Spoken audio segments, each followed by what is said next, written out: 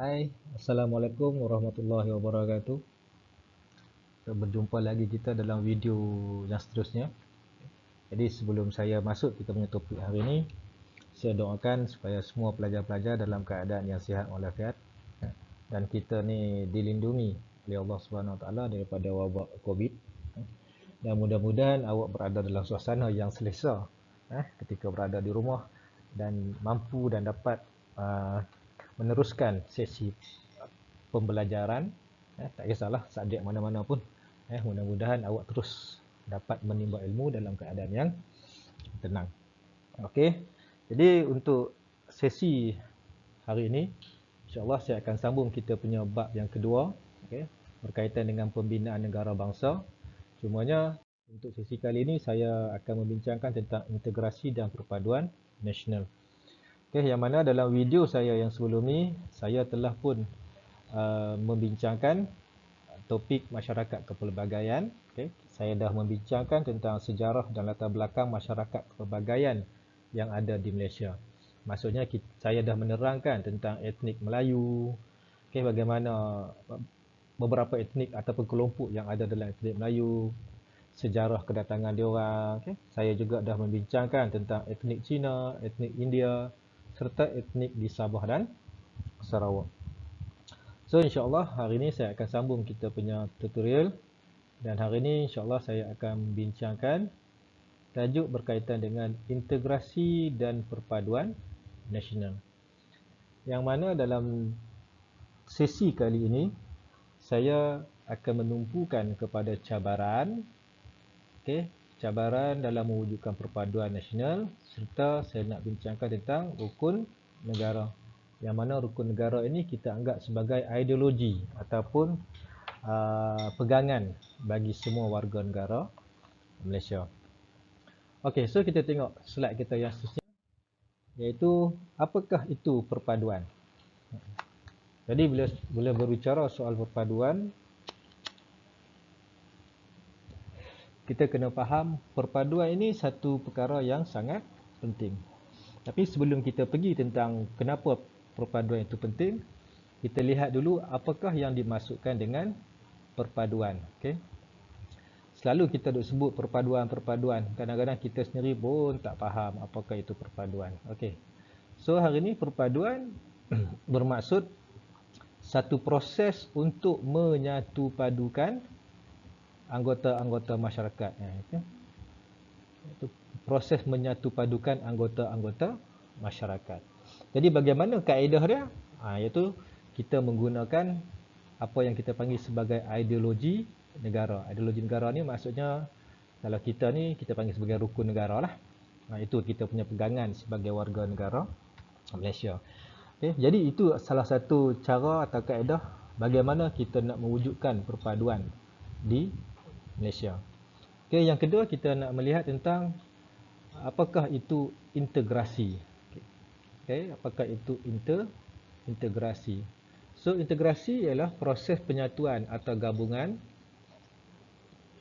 menjadi satu kesatuan tanpa merujuk pada identiti dan asal-usul anggota masyarakat. Maksudnya kat sini, okay, integrasi ni maksudnya ialah kita nak menyatupadukan ataupun kita nak gabungkan semua etnik, semua kaum, semua warga negara yang ada di Malaysia ni tanpa kita nak mengambil kira tentang identiti dan juga asal usul. Maksudnya kat sini tak kisahlah sama ada individu itu berketurunan Melayu, Cina ataupun India, kita tak nak tahu benda tu.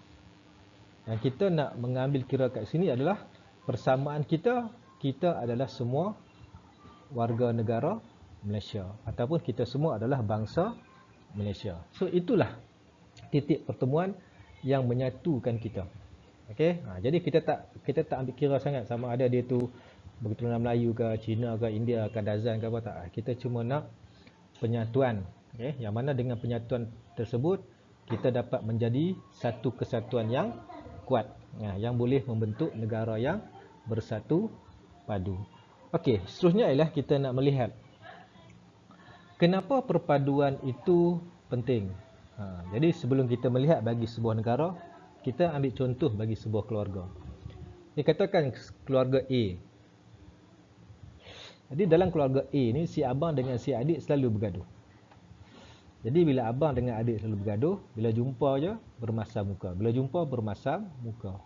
Jadi adakah keluarga tersebut berada dalam keadaan harmoni? Adakah keluarga tersebut berada dalam keadaan aman dan makmur?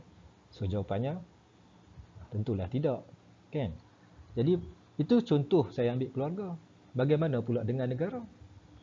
Jadi perpaduan ni sangat penting bagi memastikan negara kita dalam keadaan harmoni serta aman dan makmur. Okey. Dan seterusnya lah kita nak melihat tentang cabaran. So dalam bab cabaran nak wujudkan perpaduan dan integrasi nasional ni, di sini saya ada senaraikan 6 cabaran. Kalau awak lihat dalam buku dia ada lebih kurang 10. Tapi saya tak bincanglah sampai 10. Saya cuma nak bincangkan 6 sahaja. Jadi yang pertama kita ada apa? Yang pertama kita ada prasangka. Okey, ini yang pertama. Yang kedua kita ada perkauman. Yang ketiga kita ada diskriminasi. Yang keempat kita ada rasisme. Yang kelima kos sara hidup. Yang keenam adalah pengangguran. Ini antara cabaran-cabaran yang terpaksa dihadapi oleh kerajaan dalam melahirkan integrasi dan perpaduan nasional. Jom saya terangkan dengan lebih detail cabaran-cabaran ni. Okey, cabaran yang pertama. Cabaran yang pertama ialah prasangka. Apakah itu prasangka? Prasangka ni ialah satu sikap permusuhan, satu sikap permusuhan yang tidak rasional terhadap individu, kumpulan ataupun bangsa. Maksudnya kat sini kita meletakkan satu persepsi yang buruk, bagi seseorang, bagi individu atau kumpulan ataupun bangsa-bangsa tertentu.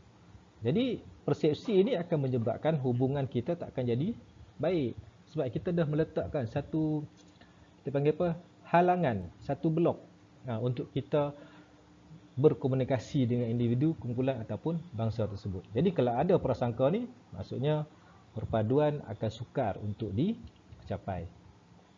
Cabaran yang kedua ialah cabaran berkaitan dengan perkauman. So perkauman ni pun merupakan satu cabaran yang besar yang harus dihadapi oleh kerajaan dan juga kita sebagai warga negara Malaysia. Perkauman ni apa? Satu sikap tidak bertoleransi, antara kaum ataupun antara bangsa. Maksudnya kita tak nak langsung bertolak ansur dengan bangsa-bangsa yang lain ataupun kaum-kaum yang lain. So contoh dalam bab ni katalah bangsa A atau kaum A dengan kaum B. Kaum A dengan kaum B.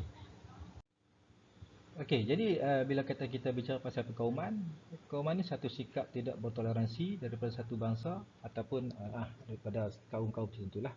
Jadi dalam bab ni kalau kata kita lihat, kalau sikap ni diteruskan ataupun sikap ni subur dalam setiap kaum di Malaysia, jadi kita tidak akan mempunyai satu perasaan untuk bertolak ansur dan kita takkan ada satu perasaan untuk saling hormat menghormati. Jadi bila tak ada sikap tolak ansur ni ataupun sikap toleransi ni, maka perpaduan takkan wujud di Malaysia. Cabaran yang ketiga ialah diskriminasi. Apakah itu diskriminasi? Layanan yang tidak adil terhadap individu tertentu atau kelompok tertentu. Jadi dalam bahasa yang biasa kita pakai, dianaktirikanlah. Jadi bila kita lihat sesuatu kelompok atau individu dilayan secara tidak adil ataupun didiskriminasi, maka sampai satu masa nanti kelompok-kelompok tersebut yang didiskriminasi ini dia akan bangun dan menentang pihak yang dianggap menindas dia tadi. Jadi bila jadi situasi yang macam ni, maka takkan wujud jugalah perpaduan. Jadi itu antara cabaran yang ketiga. Cabaran yang keempat ialah cabaran berkaitan dengan rasisme. Rasisme ni apa? Rasisme ni dia berkait rapat dengan perasaan perkauman tadilah.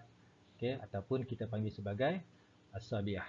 Jadi dengan adanya perasaan macam ni, maksudnya kita tidak bersedia mengakui bahawa di pihak kita ataupun di kelompok kita melakukan sesuatu kesalahan ataupun kita senantiasa membela lah. Okay, kita senantiasa membela kita punya kelompok ataupun kita punya kaum.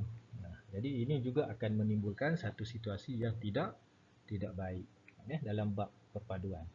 Cabaran yang kelima adalah cabaran berkaitan dengan pengangguran. Pengangguran ini juga merupakan salah satu cabaran. Kenapa dikatakan pengangguran ini cabaran? Sebab dalam bab pengangguran, bila kata kita bincang peluang pekerjaan yang terhad dan pekerjaan yang ada pula dimonopoli oleh kaum-kaum atau kelompok-kelompok tertentu, ini pun akan jadi masalah. Kenapa jadi masalah? Jadi kelompok yang tak ada kerja ni tadi, kelompok yang menganggur ni tadi, sampai satu ketika diorang ni juga akan bangun dan jadi krisis antara kelompok yang monopoli suatu pekerjaan tadi. Okey. Yang ini juga akan menimbulkan satu suasana yang tidak harmoni. Okey, yang keenam ialah cabaran dalam bab kos sara hidup yang meningkat. Jadi bila kos sara hidup meningkat, ini juga akan mencetuskan hubungan yang tidak baik antara kaum-kaum ataupun kelompok-kelompok di Malaysia. Kenapa jadi macam ni? Sebab bagi kelompok yang merasai tekanan dalam bab kos sara hidup ni, diorang akan merasakan satu suasana yang tidak selesa. Diorang akan merasakan satu keadaan yang mana diorang ni dianggap sebagai, orang kata apa, tak mampu untuk mendapat kehidupan yang selesa, dan dia akan memandang satu kelompok yang lain dalam keadaan yang baik. Jadi cara mudahnya lah, kita akan anggap akan wujud perasaan jealous atau wujud perasaan tak puas hati dengan kaum yang kehidupannya lebih selesa. Jadi bila wujud perasaan macam ni, maka tiadalah perpaduan. Okay? Jadi ini contoh antara 6 cabaran yang harus dihadapi dan diatasi oleh kerajaan dan juga kita sebagai warga negara Malaysia.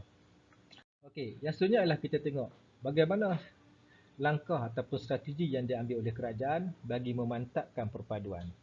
Okey, yang pertama ialah kerajaan menubuhkan JPIN ataupun penuhnya dipanggil sebagai Jabatan Perpaduan Negara dan Integrasi Nasional. Jadi ini nak mewujudkan perpaduan.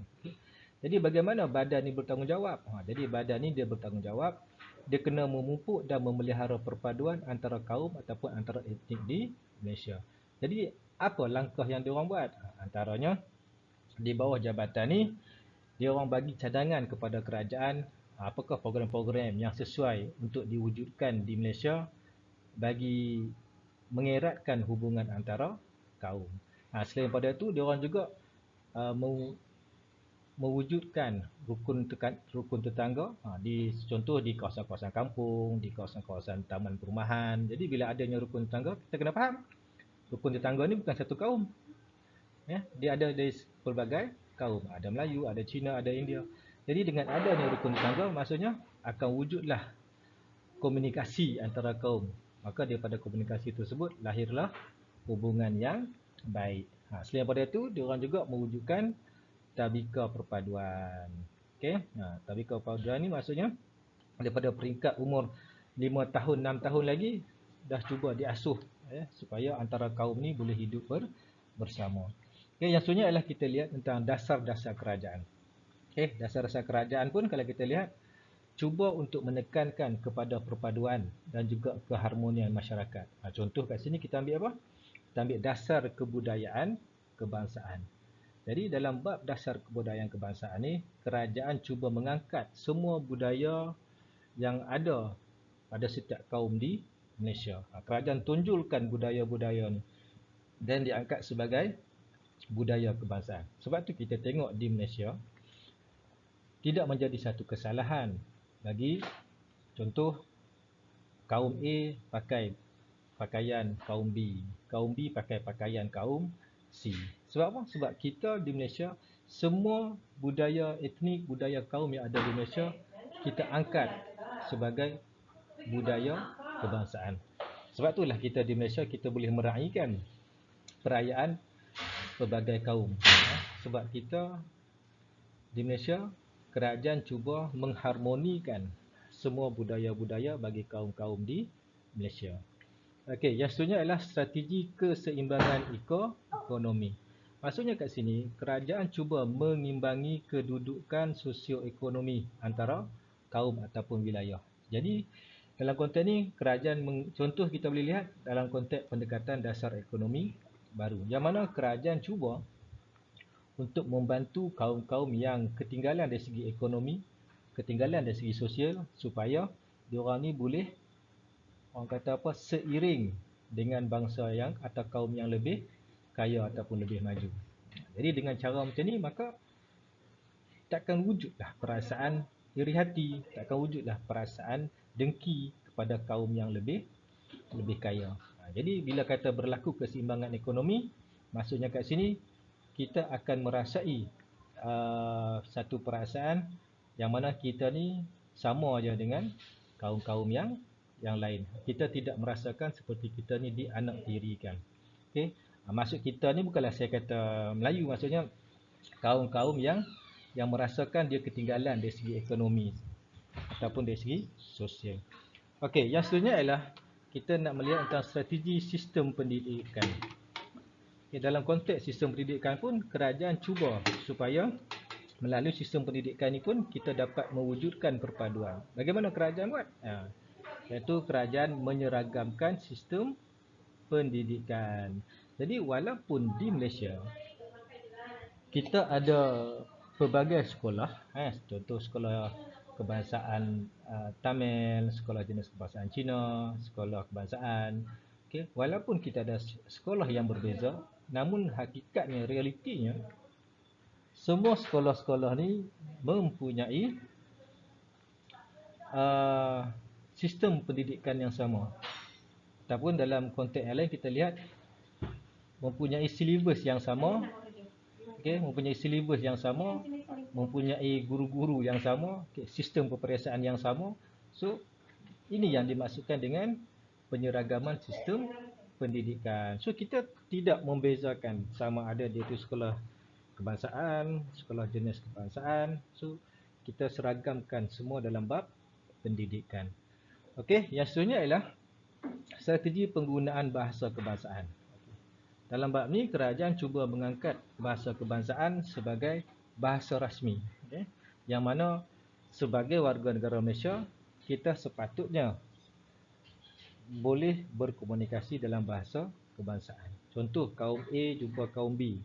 Bahasa apa yang kita nak guna? So, kita akan gunakan bahasa kebangsaan. Jadi, dengan cara macam ni, kita akan dapat mengeratkan perhubungan antara kaum. Okey. Ini dalam bab strategi pemantapan perpaduan. Okey, seterusnya kita masuk kepada berkaitan dengan rukun negara.